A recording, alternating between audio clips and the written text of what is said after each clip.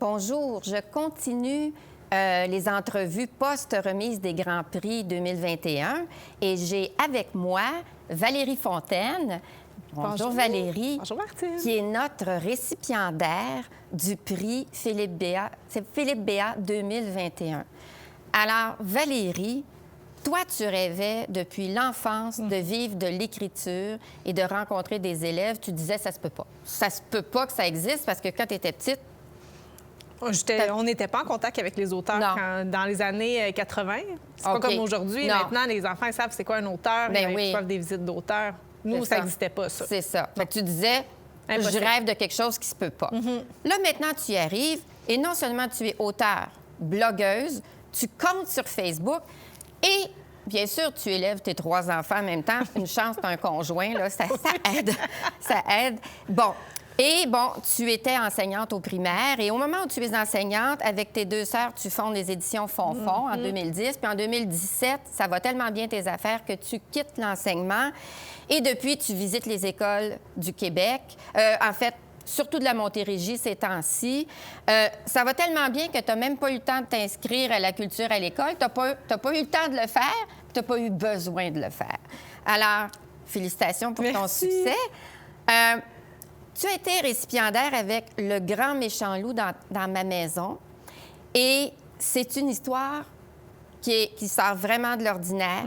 C'est un sujet extrêmement grave, celui de la violence familiale, qui est raconté aux enfants de façon absolument pas choquante, extrêmement pédagogue. Qu'est-ce qui t'a inspiré cette histoire-là? Elle est arrivée de toutes sortes de façons, par plusieurs portes d'entrée. Oui. La première porte d'entrée, c'est sûr que j'ai travaillé avec les enfants, donc j'ai été en contact avec des familles où c'était plus difficile. Oui. C'est toujours un sujet qui m'a touchée beaucoup. Bien, en fait, tout ce qui touche aux enfants, je pense que ça interpelle tout le monde. Et moi particulièrement. Encore plus quand on est enseignante. Oui, c'est ça. On est obligé d'avoir les petites antennes toujours puis d'essayer de dépister ces choses-là. Oui. Donc ça a toujours été quelque chose qui m'intéressait beaucoup. Ma sœur, il y a une de mes sœurs qui est intervenante justement dans le milieu de la violence familiale, qui a travaillé en maison d'hébergement. Donc on a eu beaucoup de conversations là-dessus ensemble, puis elle m'a fait découvrir aussi ce monde-là. Et à cause de ces discussions-là, un jour, je faisais le DESS en littérature jeunesse de l'UQTR et on devait évaluer un corpus, un thème en littérature jeunesse dans les albums. Puis je me suis dit, tiens, il me semble la violence familiale, j'ai pas vu ça passer souvent. Puis comme j'ai toujours été très intéressée par les albums, tout ça, je trouvais ça un peu intriguant. Alors je me suis penchée sur ce sujet-là. Et je me suis aperçue qu'il n'y avait rien au Québec. Rien du tout. Il y avait 2-3 petits trucs en Europe qui dataient quand même, puis qui étaient très choquants au niveau visuel, avec beaucoup de rouge puis de noir. Puis je comprenais pas pourquoi on avait abordé ce thème-là de cette façon-là. Alors, tout ça est arrivé dans ma tête tranquillement, pas vite. Puis j'avais contacté Nicolas Trost aux éditions 400 coups en lui demandant aux éditions 400 coups, votre collection Carré Blanc, qui adresse justement des thèmes comme ça difficiles. Vous n'avez jamais rien fait là-dessus? Puis il m'a dit, ben non. Fait que ça a comme semé plein de choses dans ma tête, puis j'avais pas vraiment l'intention de combler ce vide-là. C'était pas, je me suis pas dit, ça y est, je vais faire ça. Mais l'histoire est arrivée comme tout à coup.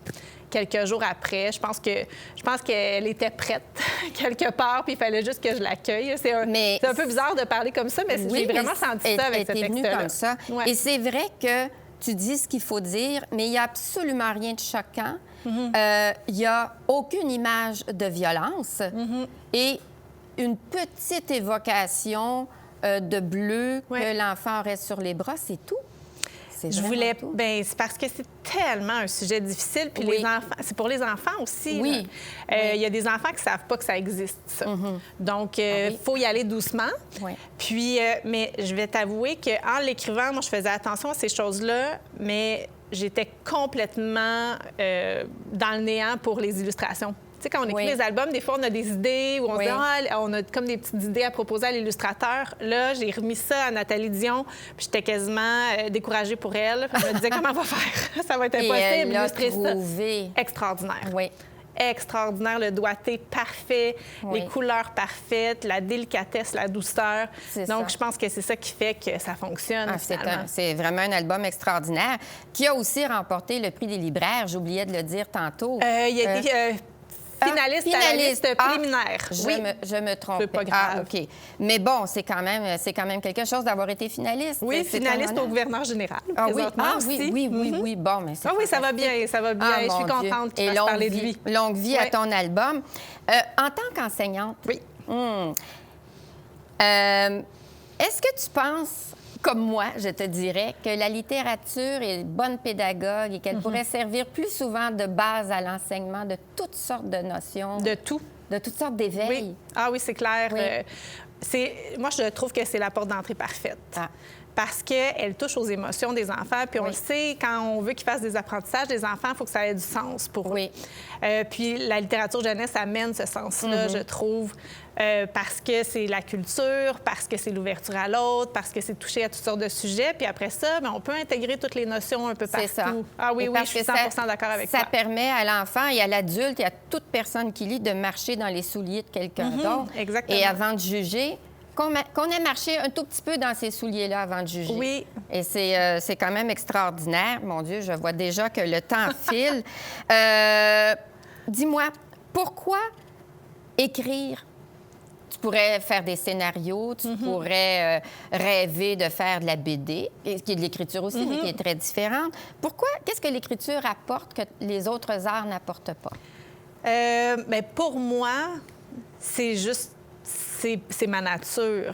Oui. Tu sais, même si je publiais pas, j'écrirais quand même. C'est comme plus fort que moi. C'est vraiment ma passion. Puis, ben tant mieux si j'ai un petit peu de talent pour le faire. Tu sais, faire de la chanson, je pense pas que ça irait bien. Alors, pour ça, pour ma part, c'est vraiment comme une pulsion personnelle. Mais ce qui est chouette, c'est que c'est une forme d'art que j'aime vraiment beaucoup puis que je trouve extraordinaire parce que c'est presque de la magie. Quand 5 minutes... un enfant soit plongé dans un univers, qui puisse être en contact avec plein de choses qui sont peut-être loin de lui, de façon très intime, très personnelle, puis rapide et facile aussi. C'est pas compliqué, là. À l'heure du dodo, il y en a combien d'enfants qui voyagent? On le dit souvent que c'est des voyages, la lecture. Oui. Donc, je trouve que c'est un moyen vraiment pratique. En même temps, c'est efficace. C'est efficace, rapide. Et le livre est un objet qui ne se démode pas. Il dépend pas de la pile qui pourrait peut-être être à plat, puis tout à coup, ça marche plus. Même pas besoin d'électricité. Ça fait presque partie de la nature. Hein? Oui, c'est l'objet parfait. C'est l'objet parfait. Ben, écoute, il me reste à t'inviter à lire un extrait de ton livre. Avec grand plaisir. Oui. Alors, le grand méchant loup dans ma maison. Il n'a pas eu besoin de souffler, souffler, souffler. Le grand méchant loup est entré par la porte. Il faisait les yeux doux et miaulait comme un chaton devant maman. Mais avec moi, il avait le regard froid et les canines coupantes. La lune de miel goûtait le citron. Oh, qu'on veut savoir la suite. Bien, merci beaucoup. Quand tu l'as lu, par exemple, à tes enfants, sans doute que tu leur lis ce que tu écris, comment ils ont réagi? Je leur ai pas lu. Je leur ai donné. Parce que mes enfants, ma plus jeune a 9 ans, alors 9 ans, 11 ans, 13 ans. Ah bon, là, ils sont je les ai laissés le découvrir tout seuls. Puis je leur ai dit, j'aimerais ça que tu m'en reparles après, par exemple. Parce qu'ils sont assez grands là, pour... Je pense que ça demande un accompagnement de l'adulte. Ce livre-là, c'est un conseil que je donne à tout le monde. C'est vraiment important, soit d'être à côté ou d'être aux alentours pour recevoir les émotions qui arrivent avec ce texte-là. Ils ont trouvé ça triste. Ils sont pas habitués. Ah non, moi, j'écris de l'humour habituellement. Donc, je pense que ça les a secoués un peu. Puis, ils ont eu besoin de discuter un peu de ce qu'il y avait autour d'eux. Puis, de dire, ah, ben tu sais, moi, je connaissais pas ça. Ou, ah, je pense qu'une de mes amies, c'est déjà arrivé. Alors, ils en connaissent les enfants plus qu'on pense. Oui, surtout souvent. que les tiens étant plus vieux un peu.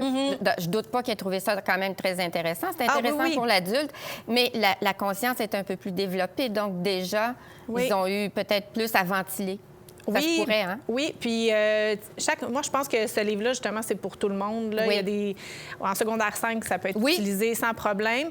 Les enfants, ils sont chouettes parce qu'ils vont chercher ce qui leur appartient, dans le fond. Fait que les tout petits vont trouver ça bien effrayant qu'il y ait un loup dans une maison. Puis ça va être ça, l'histoire. Puis il y en a d'autres qui vont dire, ça existe, ou j'ai déjà été témoin, ou je le vis aussi. Oh, mon Dieu, oui, ça peut arriver.